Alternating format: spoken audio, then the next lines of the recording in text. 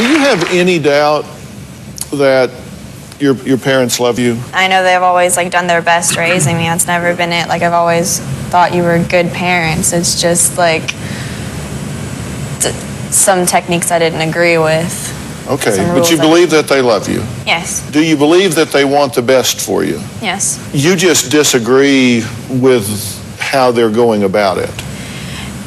Yeah, I guess. And your expertise comes from where? Didn't get a doctorate or anything. No, I just think I know me and what works for me better than anybody. Have you had parenting classes? No. Have you studied family dynamics? No. Have you had any type of training in neurology or brain functioning or anything of the sort? If you had a child and they came in just from school one day and said, you know, I'm kind of bored today, I think I'll sniff some airplane glue. Would you be okay with that? No, I don't think parents should encourage their kids to do drugs or anything like that. Why not? Because, I know it's bad for you, but if a kid wants to get high, if that's what they want to do, no matter what rules you put on them, they're gonna do it. The only way you can make that not happen is if they're locked up. What is it you don't like about you that causes you to have to distort your reality with this foreign substance?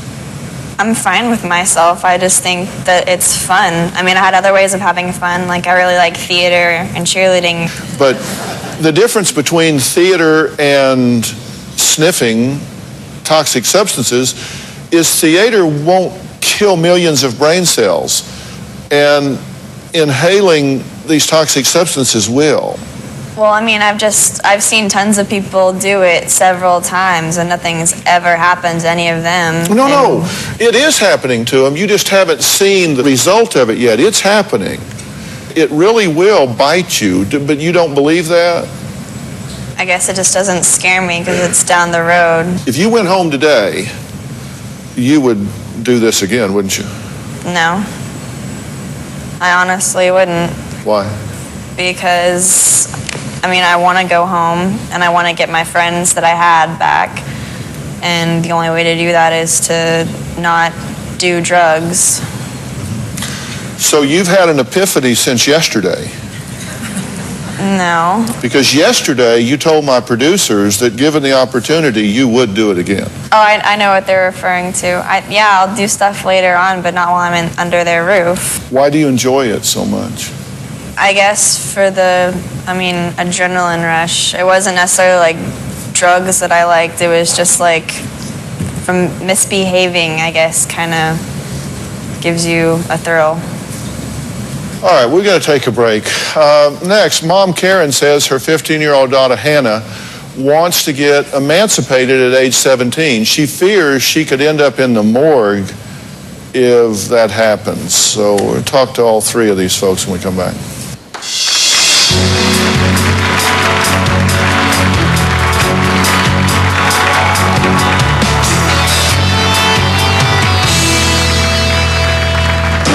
Hannah has been telling us that when she turns 17, she wants to emancipate herself. If Hannah emancipates herself, I know that she will go back to these friends, and I know that she will go back to huffing. And I can't imagine her doing this much longer before it kills her.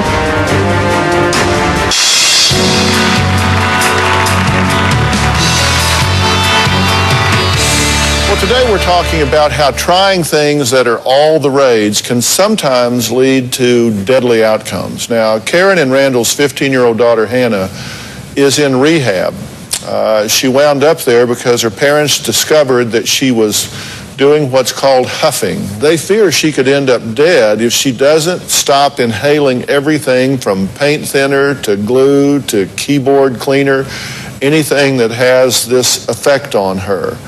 I've got a couple of people here today that I want to talk to. Dr. Urschel is with us today. He's an addictionologist who runs the Urschel Recovery Science Institute in Dallas, Texas. He says huffing is more common in adolescence and has more dangerous consequences than an addiction to meth. I want to talk to Dr. Urschel. I also want to talk to Dr. Hughes, who is the CEO of Inspiration's Teen Rehab Program and is actually helping Hannah with recovery.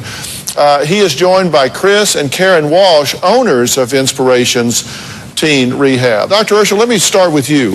Is this dangerous, or am I just overreacting here? I think you're not overreacting. Inhalants are by far the most toxic substances that you can abuse. They're very corrosive to the brain and other areas of the body.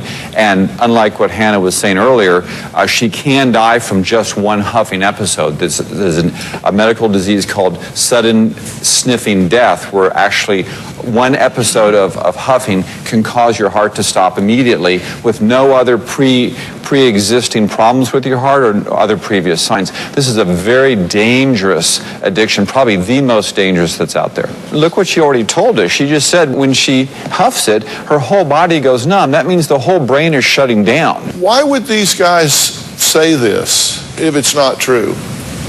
I never said I didn't believe it wasn't true. I'm just saying that, I mean, people always say odds are it's going to happen, but I've seen it so many times and it hasn't happened yet, so. How many times have you seen this? Well, I've seen friends do it like at least 20 times before I tried it, then I did it like at least 20 times and nothing happened to me. And Dr. Hughes, talk to me about what you strive to do at Inspirations. What is the strategy? Yeah, at Inspirations, we focus on areas of coping skills. We also look at analyzing and assessing their tolerance. In the beginning, Hannah would start out with smaller cans of dust cleaner, and over time her tolerance has built up.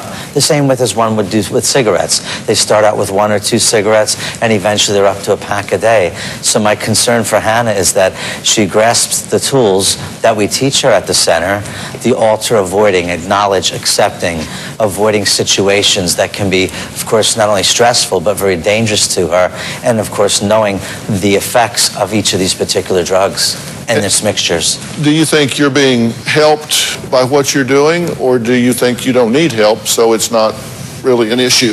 I don't think I need help. I mean, I have no problem quitting drugs. You know, the very fact that you don't see the problem is a problem in and of itself. I mean, do you understand that logic, even if you don't agree with it? I see the problem. I know drugs are bad. It just doesn't scare me. That's the problem. Is she ready to come home in your view? No, she's not ready to come home at all. Mother, is she ready to come home in your view? No. Dr. Hughes? Clinically speaking, she needs additional services and treatment from our center. What'd you want to say? Well, like, you were asking me if I had, like, any training or anything like that. Like, I mean, do you have any training to decide whether I'm ready to come home? My therapists all think that I'm doing great and I'm ready to come home. They think I'm the kind that's not gonna relapse. None of your counselors have said to us that you're ready to come home. Well, then they've been telling you different than they've been telling me. Well, Dr. Hughes is here, and I've just asked you, do you feel that she needs additional work? Very much so. This is the guy. He runs the program. And this is something that I don't think anybody's wanting to do this to you. They're wanting to do it with you, for you.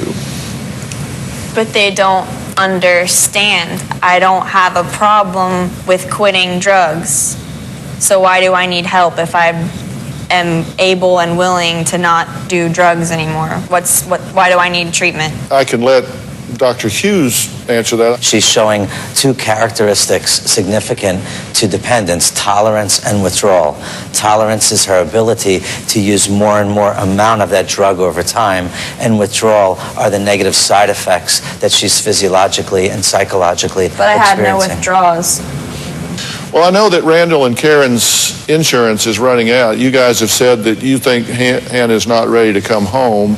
We've spoken to Chris and Karen Walsh, who are owners of Inspirations Teen Rehab, and they want to be able to continue their work with Hannah, and they have offered to extend her stay for a long-term treatment plan and could extend her stay as much as a year, which is horrible news for her, but I assume terrific news for you guys.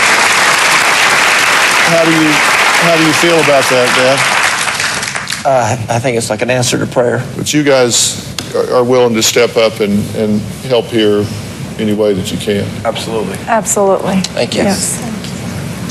Well, she's not very happy about that, right? Because no one's listening to me.